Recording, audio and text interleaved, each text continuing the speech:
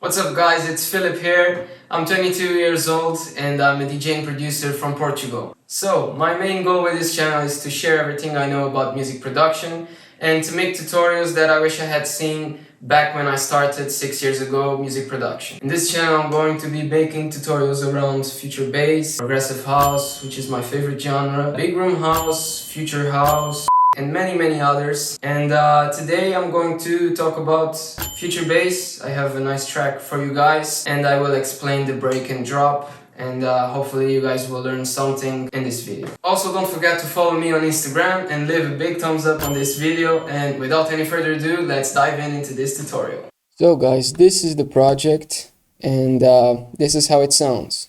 Let's give it a listen.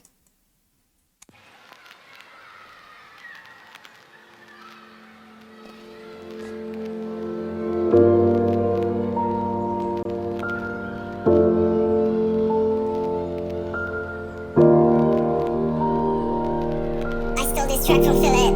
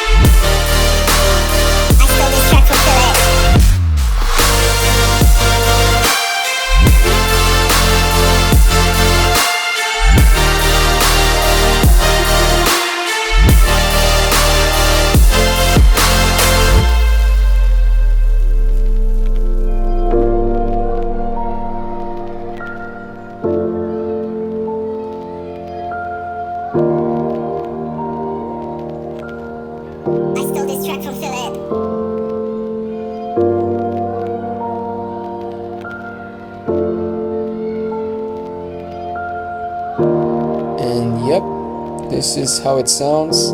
As you can see, it's a very sad and emotional future bass. And so let's see how I made it. First thing I have here, it's this piano. This is the chord progression that I made with this emotional little notes on top of the chords. It has a lot of emotion, as you can hear.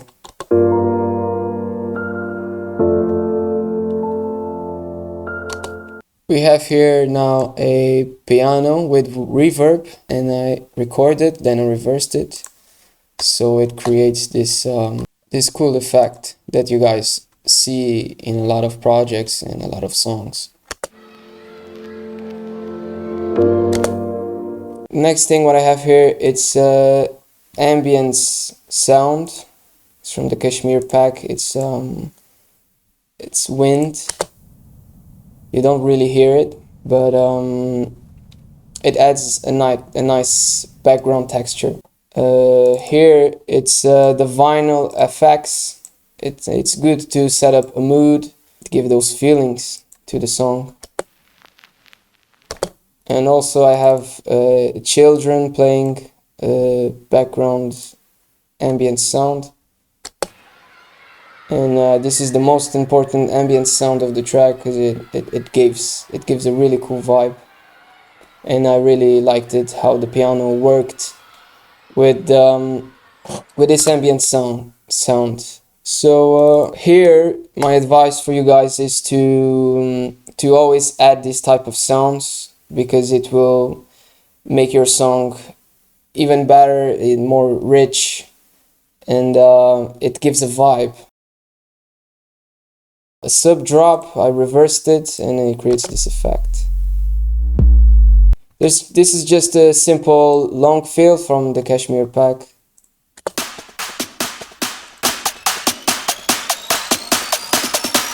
This is an uplifter. So next up we have the drop, and it's 3 layers. The first layer, it's a serum. It's called Chords Epiphany. It sounds like this. Then you have the second one, It's a Nexus one, it sounds like this. And then we have the third layer, it's also a Serum one. And the three together, they sound like this. Another thing with your chord stack, and a little secret that probably you guys know, that makes your chords sound fat when making future bass, is to actually have fat chords with a lot of notes. And this makes your chords sound more full, and of course makes your drop sound more powerful, which is what we want. Now we have the processing. On the processing, I have Valhalla Vintage Verb, 18% on the mix, of course a low cut, and then what I have, it's an EQ. I lowered a bit the highs because I already have white noise here. I have a white noise layer, so I didn't need too much high end on the chords, and I also needed some space for the rides and the cymbals here.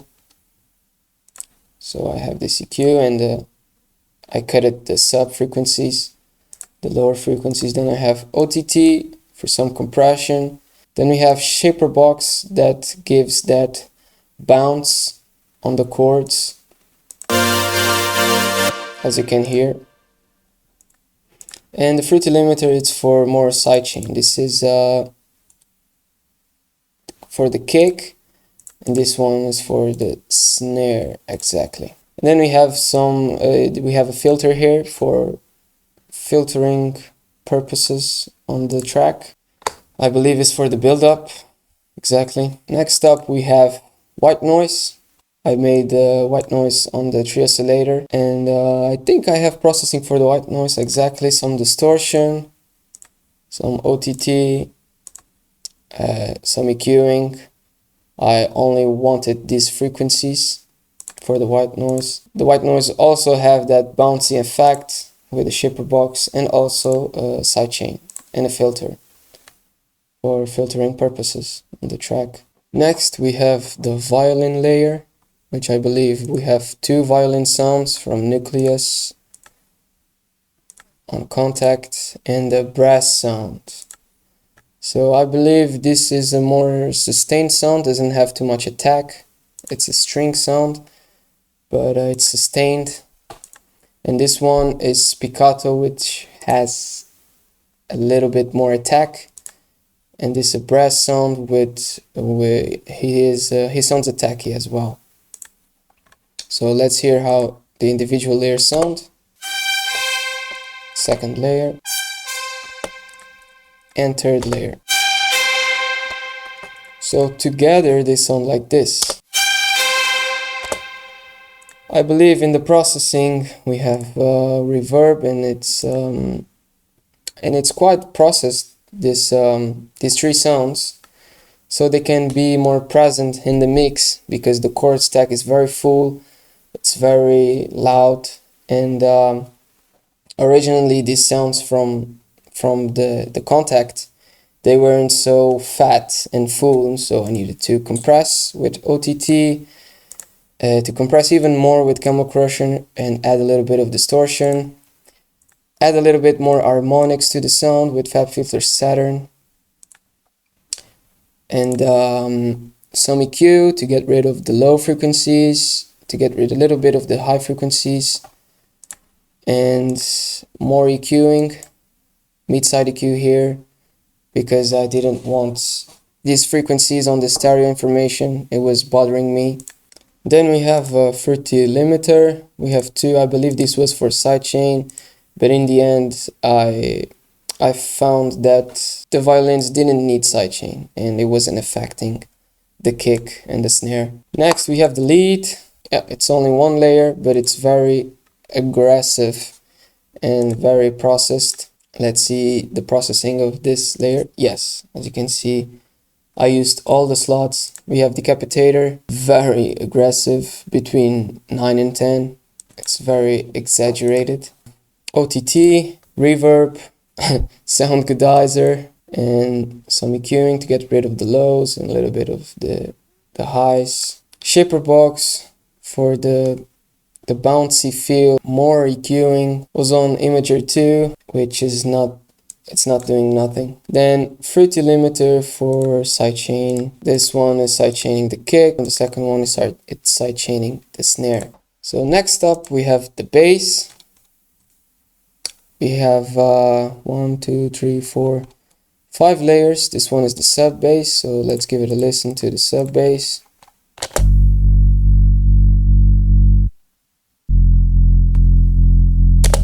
And for the processing, we have some EQing, it's not little, it's a huge boost on 155 Hertz, and a high cut because the bass was a little bit distorted and I didn't want to hear those harmonics here. We have shaper box, once again to follow that bouncy rhythm, and sidechain, of course, for the kick and the snare. Then we have this layer here, which sounds like this. And you have the second layer. This is the mid basses. Yep, together they sound like this. And these 3 layers are on the channel 16. We have some EQing, compression. We have more EQing to get rid of the very low end frequencies and to get rid of the stereo information from 20 Hz to 102 Hz. More EQing again, shaper box of course for that bouncy rhythm, and this is sidechain. We have S1 imager.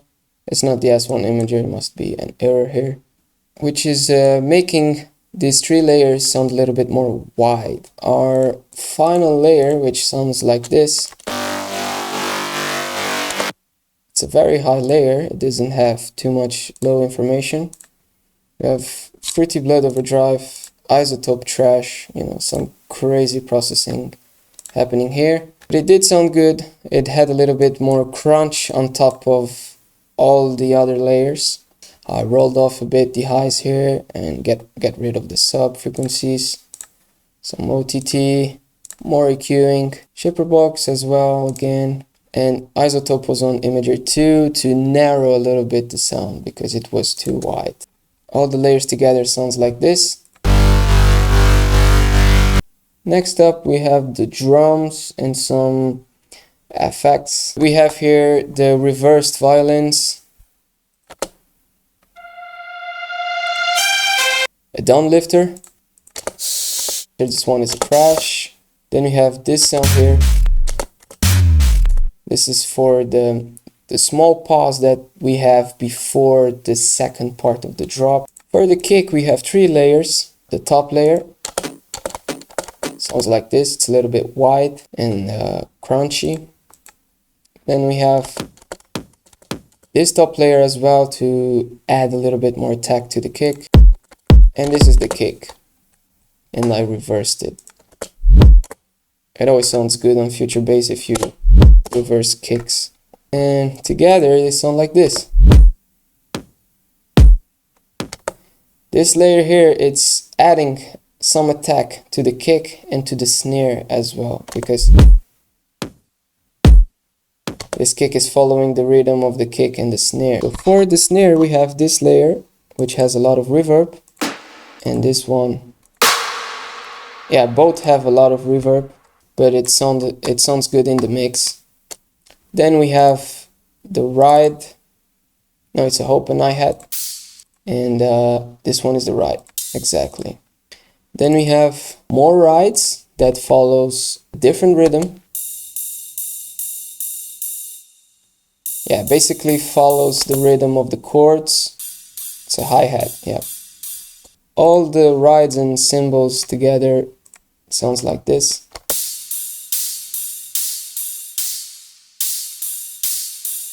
We have some more effects here that adds texture to the song.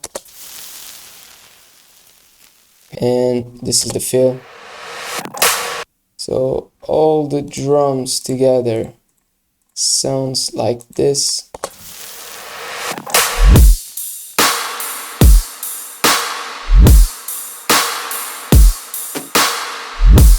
That's how the drums sound. Then we have all the automations. These automations here are for the build-up. It's filtering the chords, the white noise, and the lead. This guy over here, it's the lead and chords bus, which is controlling the volume. On this pause here, the sound is completely ducked. Yeah, completely shuts down the sound. We have shipper box. It's on 54%. It's following that bouncy rhythm, but it was affecting the reverb. So here, when the drop ends, I didn't want the reverb to sound bouncy, so I cut it here so the reverb sounds just normal, a normal reverb tail. We have this serum channel pitch, which I believe is for the chords, right here, I believe. Yeah, on this part. And finally, we have the second break, which is basically like the first break. This is how it sounds.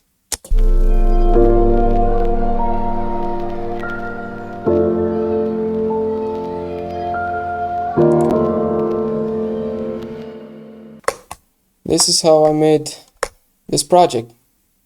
I hope you guys enjoyed.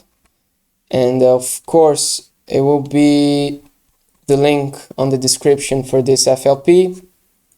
It's a free FLP for learning purposes only. Of course, don't copy me. This is for learning purposes. You can have a little bit of fun and learn new stuff. Hope you guys enjoyed the video and see you on the next one.